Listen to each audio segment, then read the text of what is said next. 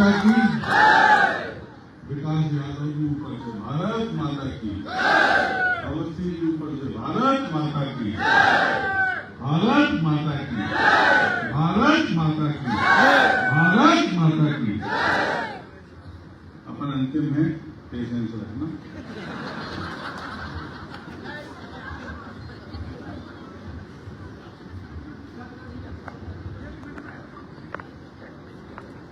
भैया दे दे जल्दी पानी।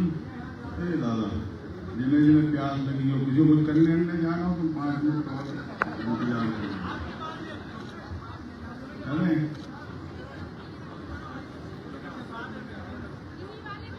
भैया हो गया पानी, दे दो माथा को, दे दो, गुस्सा हो जाए। सब वहीं को पकड़ा दे हाथ। अब ले ले आइए दोबारा।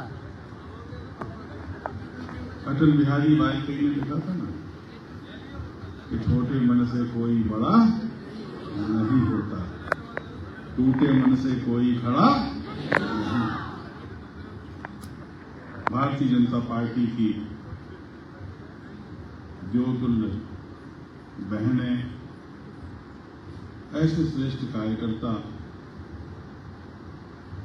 जिनके पुरुषार्थ के बल पर भारत में ही नहीं अंतर्राष्ट्रीय स्तर पर भगवा फहरा रहा। मैं आप सबको प्रणाम करता हूं, आपके पुरुषार्थ को नमन करता हूं। मंचासीन हमारे ऐसे मार्गदर्शक जिन्होंने लंबी तपस्या के बाद, बड़ा लंबा परिश्रम है इन लोगों का, हम सब लोग यहां तक पहुंचे। मुझे विषय दिया गया कि मोदी सरकार के 11 वर्ष। मोदी सरकार के 11 वर्षों की बात नहीं होगी, बात तो होगी नरेंद्र भाई मोदी जी के जीवन चरित्र पर। एक ऐसा नेतृत्व जिन्होंने देश के जनमानस में विश्वास भरा हो, गुजरात का मुख्यमंत्री रहते हुए जिन्होंने बड़ी बड़ी चुनौतियों का सामना किया हो, एक प्रांत के थे मुख्यमंत्री मोदी जी। इतना आप सोचो ना, इतनी बड़ी बड़ी घटना, उस समय गोधरा जैसी घटना हुई, उन सबके साथ निपटने का काम। और आप मित्रता देखो ना कि वो समय जब श्रीमान मोदी जी के साथ में उनके हनुमान अमित शाह जी थे, वो गुजरात से जो जोड़ी सुपर डुपर हिट आई है, तो उसने तो चमत्कार ही कर दिया भारत की राजनीति में।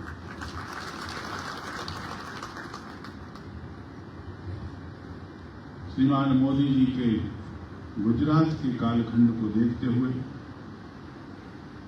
आम जनमानस के मन में मोदी जी के प्रति श्रद्धा को देखते हुए, जब एक ऐसा कालखंड आया भारत की राजनीति में जब भारतीय जनता पार्टी को ही तय करना था कि हम किसी के नाम पर चुनाव लड़ें या भाजपा के नाम पर चुनाव लड़ें, हम सब उस समय के प्रत्यक्षदर्शी हैं। तब निर्णय यह हुआ कि नहीं, आदरणीय राष्ट्रीय अध्यक्ष जी राजनाथ सिंह जी ने घोषणा की कि हम लोग श्रीमान नरेंद्र मोदी जी के नाम को आगे रखकर चुनाव लड़ेंगे,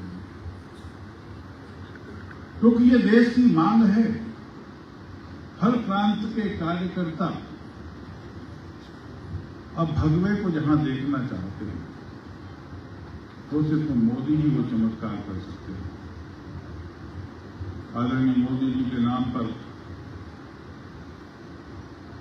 देश की संसद का चुनाव शुरू हुआ, और जब वो चुनाव शुरू हुआ तो हम सब सौभाग्यशाली हैं कि झांसी के जीआईसी ग्राउंड पर हम सब लोगों को भी मोदी जी की रैली में शामिल होने का अवसर प्राप्त हुआ। एक समय था जब हम लोग बड़े कम लोगों में अपने कार्यक्रम कर लेते थे,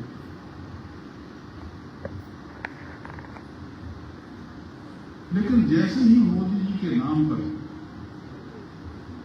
मोदी जी के नाम को आगे बढ़ा करके हम लोग चुनाव लड़ेंगे ऐसी घोषणा देश में होती है तो आप देखो ना देश के माहौल में सुगंध आने लगती है। वो सुगंधित वातावरण, लोगों का अच्छा मन,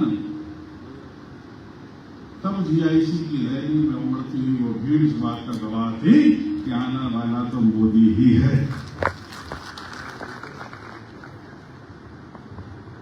हम लोगों ने बड़े हर्ष के साथ, उल्लास के साथ, प्रेम के साथ मोदी जी के स्वागत के लिए मैदान सजाया, मंच सजाया। इतनी भीड़ की कल्पना हम लोगों को नहीं थी,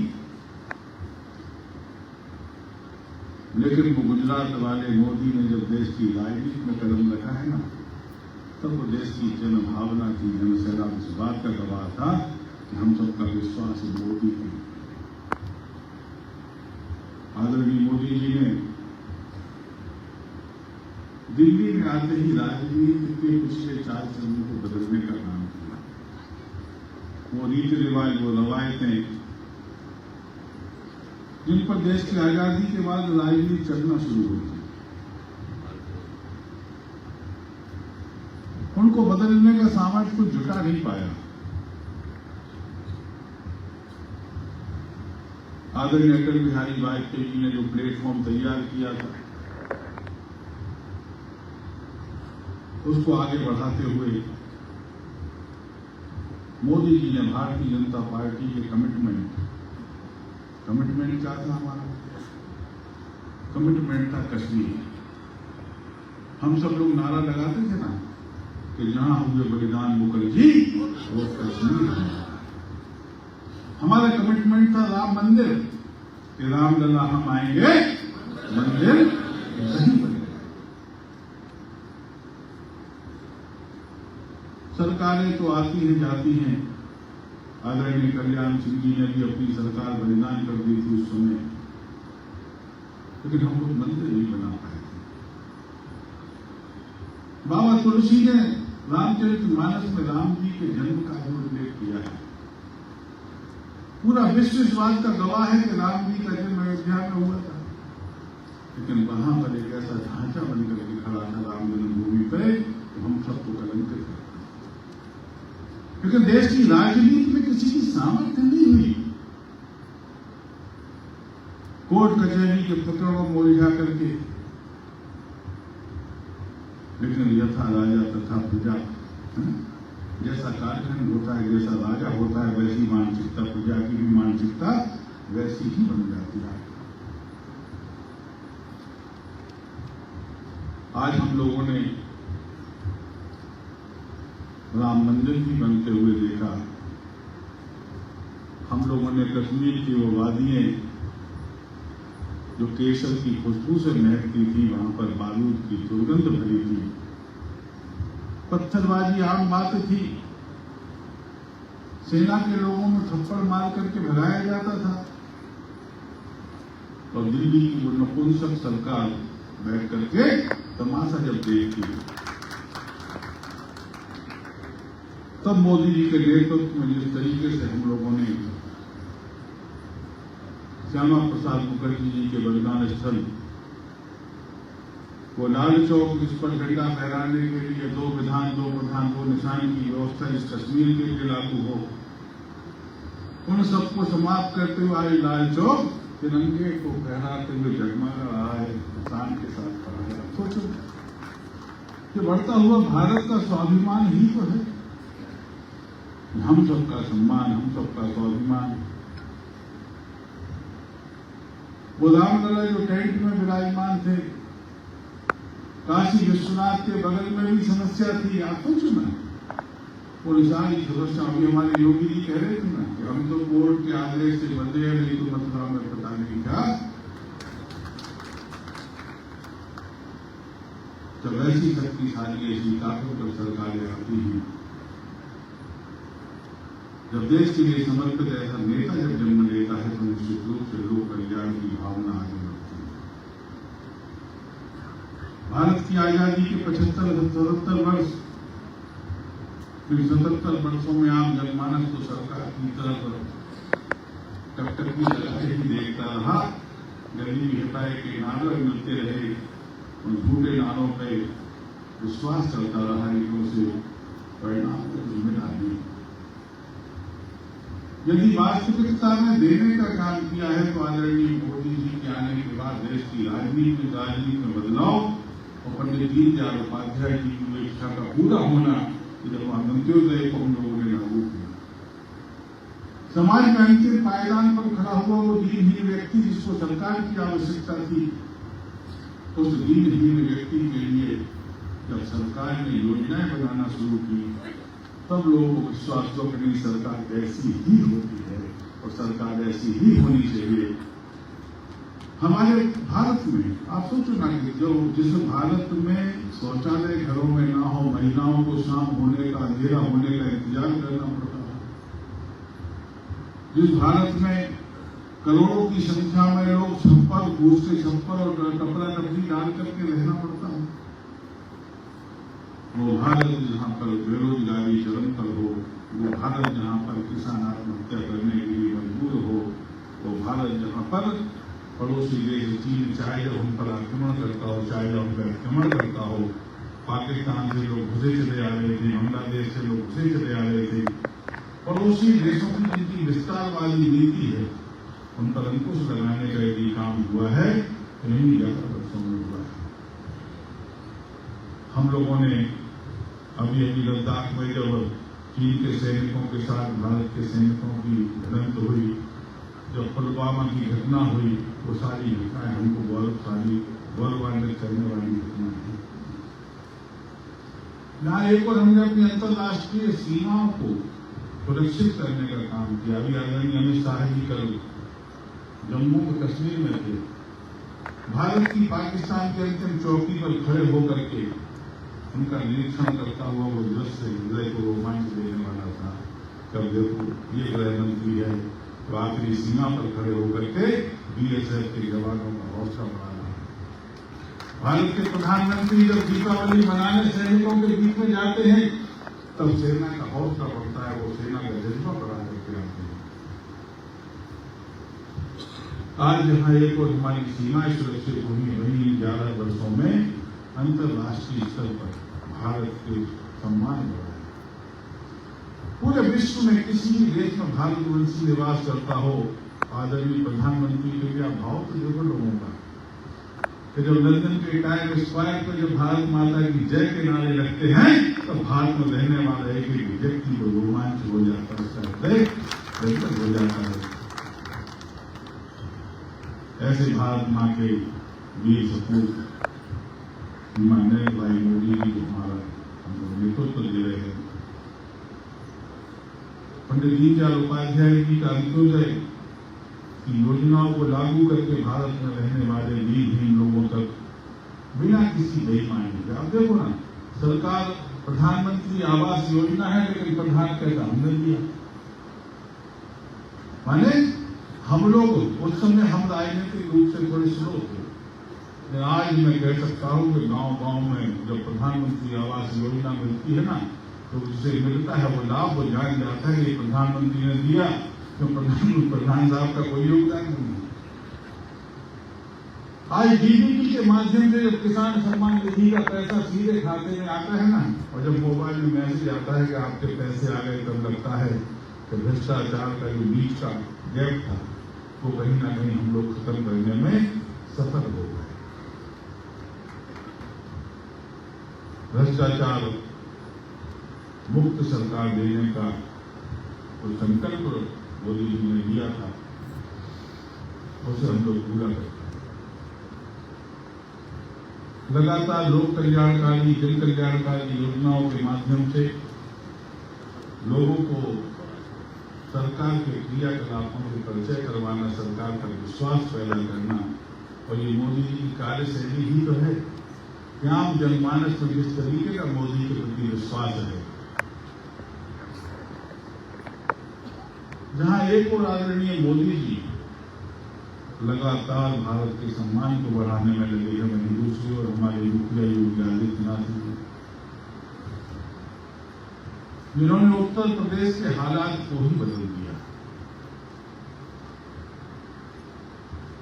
जब 12 महीने आप लोगों ने विधायक बना करके भेजा तो लखनऊ पहुंचे तो वहाँ के हालत तो वही थे कि समाजवादी पार्टी की साइकिल वालों की सरकार थी और साइकिल वालों के बीच में 47 लोगों का बैठना मात्र 47 थे 403 के हाउस में, तो हम 10% के आसपास थे।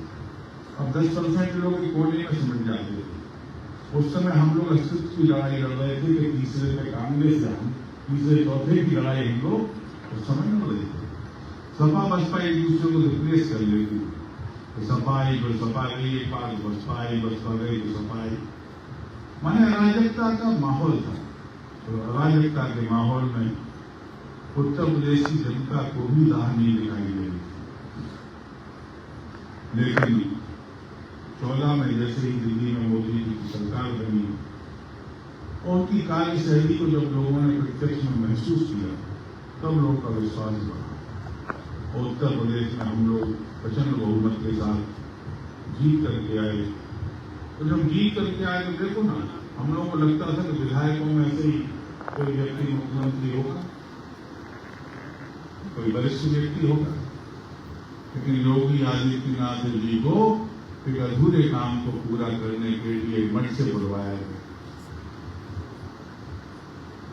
योगी जी मुख्यमंत्री बने तो हम लोगों ने राम मंदिर बनते भी देखा, काशी विश्वनाथ भी देखा, उत्तर प्रदेश का सम्मान स्वाभिमान बढ़ते हुए देखा, उत्तर प्रदेश में सरकार के प्रति जनविश्वास बढ़ते हुए देखा।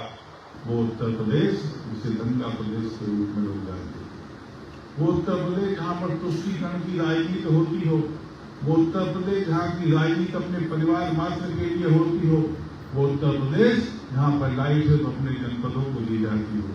उस उत्तर प्रदेश में आए रहने वाले प्रत्येक नागरिक को उनके घर तक विद्युत व्यवस्था, सारे घर, अब कोई वीआईपी का लाभ नहीं बचा, अब तो हर घर वीआईपी, हर व्यक्ति वीआईपी है।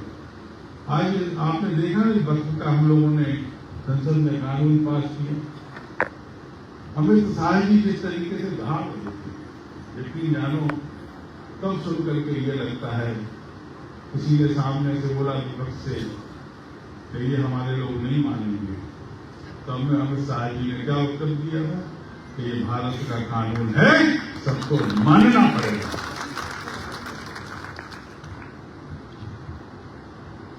तीन 70 आते समय भी लोग बड़ी बड़ी बातें कर रहे थे, लेकिन आप देखो ना, देश में शांति का माहौल है। आज संभल हम लोग देखते हैं कि वहां पर हमारे प्रतीक चिन्ह जो थे, जिन पर अवैध आक्रमण हुआ था, वो सब भी आए ढूंढ के निकाले जाने का काम उत्तर प्रदेश में हो रहा है। वो उत्तर प्रदेश जिसकी ख्याति बढ़ी हो, जहाँ पर व्यापार बढ़ा हो, जिसकी प्रतिष्ठा बढ़ी हो, और हमारे मुख्यमंत्री योगी जी का तो कहना ही का है साहब। हम अभी मध्य प्रदेश में भाई साहब चुनाव में थे, शहरों के इंचार्ज, 3 विधानसभा हमारे पास, हम जिस विधानसभा में जाने का उत्तर प्रदेश के एमएलए साहब विधायक हैं, तो एक और जरा वैसे लोगों तो उन्होंने कहा योगी जी के बड़े करीबी, तो हमने कहा ठीक है कि तो सम्मान तुम्हारे योगी जी के करीबी बता के। अब उन्होंने योगी जी के इतने करीब बता दिया हमको वहां पर कि हमारे लोग जो विधायक विधानसभा का चुनाव लड़ रहे थे हमारे पीछे पड़े, तो बाबा जी की बस एक रैली करवा दो साहब, हम बहुत लोगों से बाबा जी को बुला दो। तो हमने कहा देखो बाबा जी, क्योंकि मध्य प्रदेश में तमाम जगह चुनाव है, तो आप तो रैली आप मांगोगे, बाकी बात हम करेंगे लखनऊ में। सबकी डिमांड थी बुलडोजर बाबा बुला दो। माने उत्तर प्रदेश की सरकार की कार्यशैली की चर्चा संपूर्ण भारत में, प्रांत कोई भी हो, जो उत्तर प्रदेश की सरकार की कार्यशैली की चर्चा, योगी आदित्यनाथ जी के काम करने के तौर तरीके और खास तौर पर सामने खड़े होकर के बोलने की सामर्थ्य है।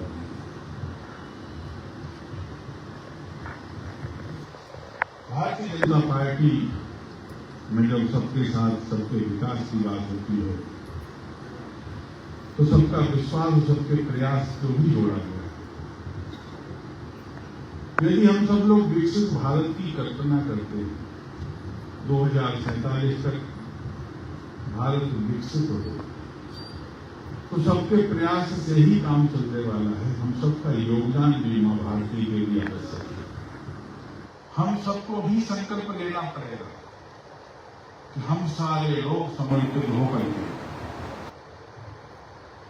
कालखंड कोई भी रहा हो, त्रेता हो, द्वापर हो, हमेशा दो शक्तियों ने काम किया, एक असुरी शक्ति, एक सुनो की शक्ति। माने देवता और दानवों की गाथाएं वो राम जी के समय में भी थी, वो भगवान श्री कृष्ण के समय में भी थी, और वो गाथा यहाँ पर भी। यहाँ एक और असुरी डाकते हैं तो अच्छे काम को होते हुए देखना पसंद नहीं करती। वहीं दूसरी ओर हम सारे लोग हैं, हम सारे लोग राम जी की सेना के लोग हैं। हम सारे लोगों की भूमिका निश्चित रूप से भविष्य में जब स्वर्णिम युग को लिखा जाएगा, जब मोदी युग को लिखा जाएगा, जब भारतीय जनता पार्टी के इस इतिहास को लिखा जाएगा, तो हम सारे लोग जहाँ एक और बहुत सारी घटनाओं को घटित होते हुए प्रत्यक्ष में देखने के प्रत्यक्षदर्शी हैं, वहीं दूसरी ओर इस कालखंड को लिखे कोई भी, लेकिन हम सबका भी उल्लेख कहीं न कहीं करना पड़ेगा। हमारी भूमिका गिलहरी की निश्चित रूप से लिखी जाएगी। हमारी आने वाली संतति, हमारी आने वाली संतानें, यदि हम उनको शानदार भारत देना चाहते हैं, तो हम सारे लोगों को मिलकर के भारत की उन्नति कैसे हो, हम सब उसमें योगदान अपना कैसे दे पाए, इसके लिए आज से ही सोचना पड़ेगा। प्रधानमंत्री की भावना है कि हम 1947 तक भारत विकसित राष्ट्रों की श्रेणी में खड़ा हो। उसके लिए आप सबका भी सहयोग अपेक्षित है। हम सारे लोग मिलकर के प्रधानमंत्री की भावना अगर वो काम करेंगे, तो मुझे पूरा विश्वास है कि जिस मेहनत से, जिस लगन से आदरणीय प्रधानमंत्री जी अपना घर छोड़ करके 20-20 घंटे काम करते हों, लगातार काम करना। हम देखते हैं कि अभी तो श्रीलंका के दौरे से उतरे हैं और सीधे गुजरात उतर गए, तो वहां पर भाषण शुरू हो गए। आप सोचना, एक ऐसा नेता जिसके पास मन की बात कहने का सामर्थ्य है, नहीं तो राजनीति में मन की बात कौन कह पाता है? मन की बात हम लोग लगातार देखते हैं। भारत में घटित होने वाली वो ऐतिहासिक घटनाएं, वो उल्लेखनीय घटनाएं जो विभिन्न प्रांतों की हैं, तमाम समाज के लोगों से जुड़ी हुई घटनाएं हैं, जिनकी चर्चा कभी हम लोग आपस में इसलिए नहीं कर पाते क्योंकि हम तक उनकी बात पहुंच ही नहीं पाती कि उत्कृष्ट कहाँ पर क्या कृष्ण की। लेकिन आज देखो ना, मन की बात के माध्यम से संपूर्ण भारत में उत्कृष्ट कोई करे, वनवासी हो, गिरवासी हो, सामान्य नागरिक हो, किसान हो, मजदूर हो, महिला हो, पुरुष हो, समुद्र के किनारे रहने वाला हो, मछुआरा हो, जिसने भी कुछ अच्छा किया है उसका उल्लेख मन की बात के माध्यम से होता है, और हम सारे लोग उससे प्रेरणा लेते हैं कि हमको करना क्या है। आखिर में लोग तो सरकार का सहयोग तो करना चाहते हैं, हमें समझ में नहीं आता कि हम सरकार का सहयोग करें किस रूप में, हम क्या करने लगे कि हम देश का सहयोग करें। तब प्रधानमंत्री के मन की बात जब सुनते हैं तब लगता है ऐसी किसी 2-4 गतिविधियों में यदि हमने पार्टिसिपेशन शुरू कर दिया, यदि हमने पर्यावरण संरक्षण के लिए काम शुरू कर दिया, यदि हमने जल संरक्षण के लिए काम शुरू कर दिया, यदि हमने अभी आजकल एक टेक्सटाइल वेस्ट की बात की प्रधानमंत्री, आप सोचना कि हम सब लोग कपड़े पहनना तो जानते हैं, लेकिन कपड़ों को डिस्पोज कहाँ करेंगे। टेक्सटाइल वेस्ट एक नया सब्जेक्ट आ गया। विभिन्न विषयों पर प्रधानमंत्री देश को जगाने का काम करते हैं, उदाहरण देकर बताने का भी काम करते हैं कि हम जल संरक्षण करने के लिए किस दिशा में काम करना चाहिए, कहाँ के किस प्रांत के किन गांव के लोगों ने उत्कृष्ट काम किया है, वो सब प्रेरणादायी मन की बात से जुड़ करके हम सारे लोग कुछ ना कुछ उससे उत्कृष्ट लेंगे और अपने आचरण और व्यवहार में लाएंगे। तो मुझे पूरा विश्वास है आदरणीय प्रधानमंत्री जी के साथ जन जन के मन में पलने वाला सपना विकसित भारत सफल होगा। शुभेच्छा के साथ आप सभी को